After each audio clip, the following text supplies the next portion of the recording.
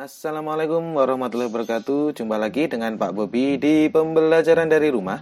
Hari ini kita akan mempelajari tema 2, bermain di lingkunganku, subtema 1, bermain di lingkungan rumah, pembelajaran kelima. Ya anak-anak, kita sudah kita sudah sampai di pembelajaran kelima. Dan silahkan diperhatikan materi yang akan disampaikan ya. Ayo membaca. Jika terlihat di layar anak-anak semuanya, silahkan ikut dibaca. Jika tidak, ikuti saja kata-kata Pak Bobi ya. Ya, perhatikan ada perahu, kertas, dan balon ya di situ ya. Yuk, kita mulai. Perahu, bagaimana cara kamu berlayar? Dengan bantuan angin, balon. Angin? Apa itu angin? Angin itu udara yang bergerak. Kalau kamu, mengapa bisa menggelembung? Karena di dalam perutku juga ada udara, perahu. Ketika udara ditiupkan, aku dapat menggelembung. Berarti udara sama-sama berguna bagi kita, kata perahu. Ya, anak-anak, ini adalah contoh percakapan dari perahu dan balon. Mereka sama-sama memanfaatkan udara ternyata ya. Balon bisa menggelembung, bisa besar ya, itu karena ada udara, ditiupkan udara ya. Dan perahu pun bisa berjalan jika ada angin ya. Angin itu juga udara ya. Angin itu udara yang bergerak seperti itu ya anak-anak ya. Jadi mari kita lanjutkan untuk lebih memahami dari percakapan ini. Ya. Apa yang dibicarakan perahu kertas dengan balon tadi anak-anak? Apa yang dibicarakan? Ya, tepat sekali. Udara serta manfaatnya bagi mereka. Udara dan manfaatnya. Jadi, udara gunanya apa? Jadi, manfaatnya untuk mereka itu apa? Seperti itu. Lalu nomor 2. Mengapa balon bisa menggelembung? Kenapa balon bisa menggelembung? Ada yang tahu tidak kenapa balon bisa menggelembung? Iya, karena udara ditiupkan ke balon sehingga balon menggelembung. Jadi udara itu ditiupkan ke balon ya. Kalian pasti sudah meniup balon ya. Sudah pernah kan? Ya. Lalu nomor 3. Mengapa perahu kertas bisa berlayar jika diapungkan? Kenapa tadi kok perahu bisa bergerak ya? Kenapa ya bisa berlayar atau bergerak? Kenapa? Ya, tepat sekali, karena ada angin sehingga perahunya bergerak, ada angin. Lalu nomor 4. Sebutkan beberapa benda yang memiliki sifat yang sama seperti balon ya, yang sama seperti balon sifatnya. Benda apa ya kira-kira anak-anak? Mudah sekali ya, perhatikan. Ban dalam sepeda atau mobil. Kalian yang punya sepeda ontel di rumah pasti tahu yang namanya ban. Jika bannya kempis, pasti di situ kalian pompa atau kalian masukkan udara supaya ada angin di bannya dan bannya menjadi menggelembung seperti itu ya anak-anak ya. Ya, lalu berikutnya apa? Kantong plastik. Anak-anak pasti juga sudah pernah meniup kantong plastik lalu dipecahkan supaya meletus. Ya, ya. Kantong plastik itu juga bisa menggelembung jika ditiupkan udara. Ya, jika ditiupkan udara seperti itu. Mudah sekali ya anak-anak ya, ternyata ya. Tidak sulit ya. Kenapa tadi udara itu bermanfaat bagi balon dan perahu? Ternyata seperti ini ya jawabannya. Yuk kita lanjutkan, ayo membaca. Meniup balon. Silahkan ditirukan ya anak-anak ya. Meniup balon. Balon terbuat dari bahan karet. Karet bersifat lentur dan elastis. Saat kita meniup balon, udara masuk ke dalam balon. Balon yang kita tiup akan menggelembung. Udara akan menekan balon ke segala arah.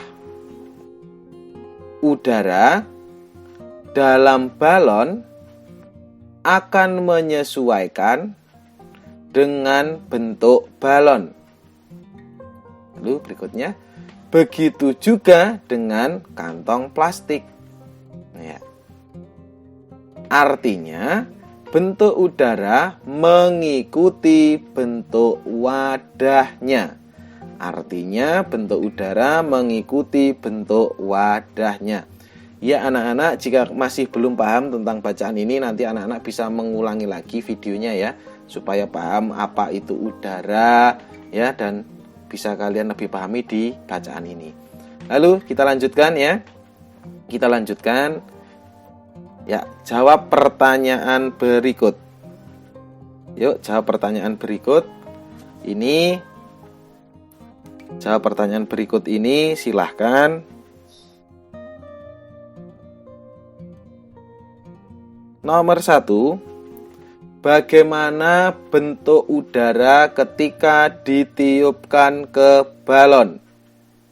Bagaimana bentuk udara ketika ditiupkan ke balon? Nomor 2, bagaimana bentuk udara ketika ditiupkan ke kantong plastik? Nomor 2, bagaimana bentuk udara ketika ditiupkan ke kantong plastik?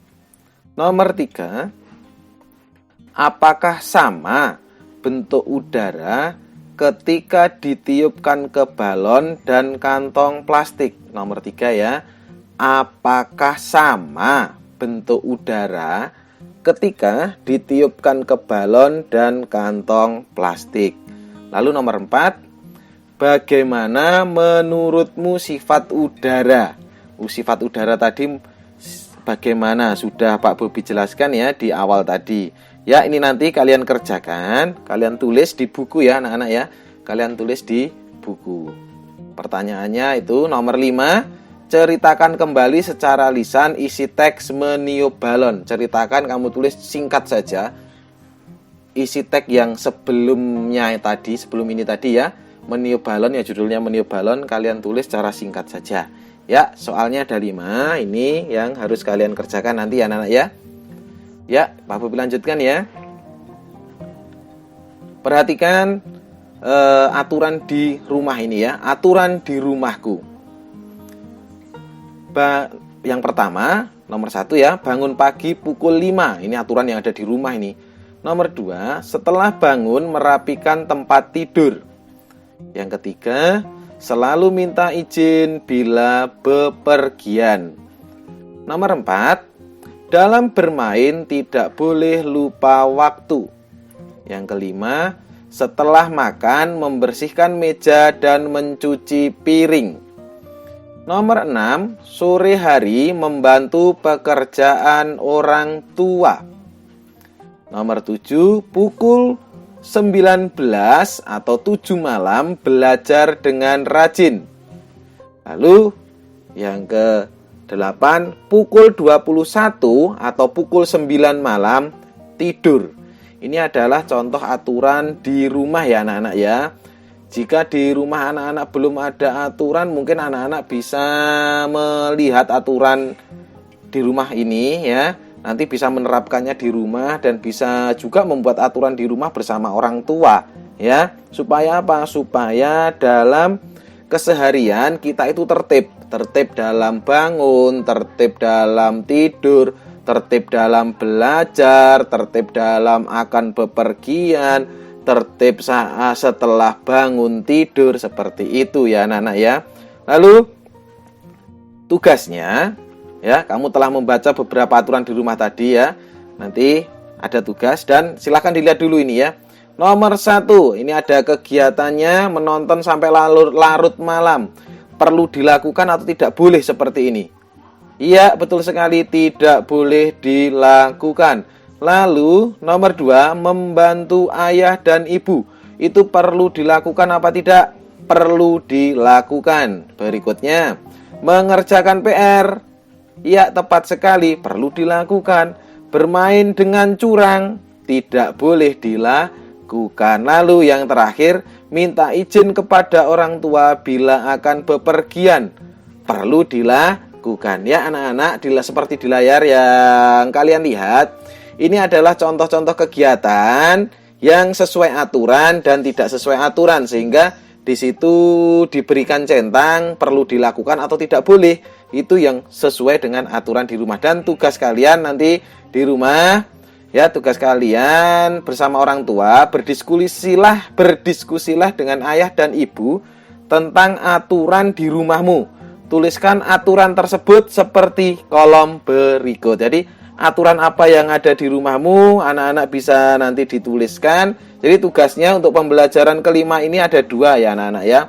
Tadi menjawab pertanyaan ya, dan berikutnya berdiskusi dengan ayah dan ibu tentang aturan di rumahmu. Lalu tuliskan aturan tersebut seperti kolom yang ada di layar anak-anak semuanya. Ya anak-anak, materi pembelajaran hari ini sudah selesai. Ya, materi pembelajaran hari ini sudah selesai. Dan Pak Bobi ucapkan terima kasih, tetap semangat ya. Tetap semangat, ingat selalu jaga kesehatan, rajin cuci tangan dengan sabun. Jika keluar rumah pakai masker dan tidak lupa makan makanan yang bergizi ya.